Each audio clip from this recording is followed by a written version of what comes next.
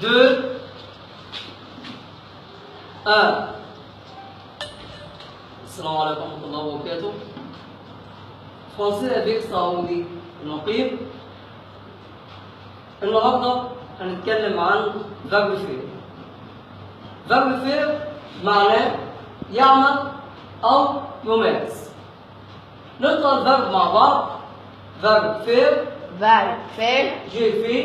J'ai fait. Tu fais. Tu fais. Il, elle, on fait. Il, elle, on fait. Nous faisons.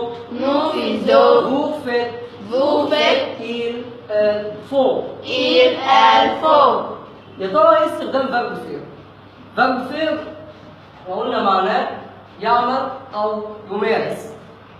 يعني ممكن أكتب جملة يبقى فيها verb faire معناه يعمل. أقول j'ai fait le devoir يبقى أنا هعمل الواجب. طيب ممكن verb faire يستخدم بمعنى يمارس، وفي الحالة دي هنجيب معاه هنجيب كل الأنشطة.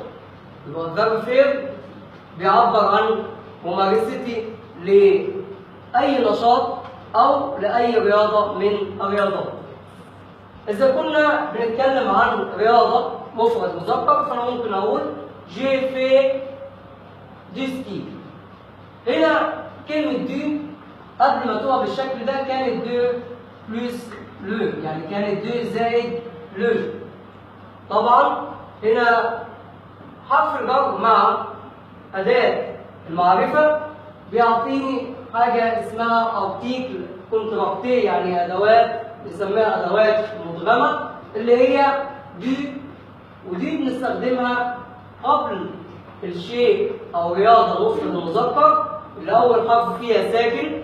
بالتالي هنقول j'ai fait du ski ou j'ai fait du karaté ou j'ai fait du tennis etc. de là تستخدم مع رياضة مفرد مؤنث وأول حرف فيها ساكن. لما نقول tu fais de la boxe, de la natation, de la voile.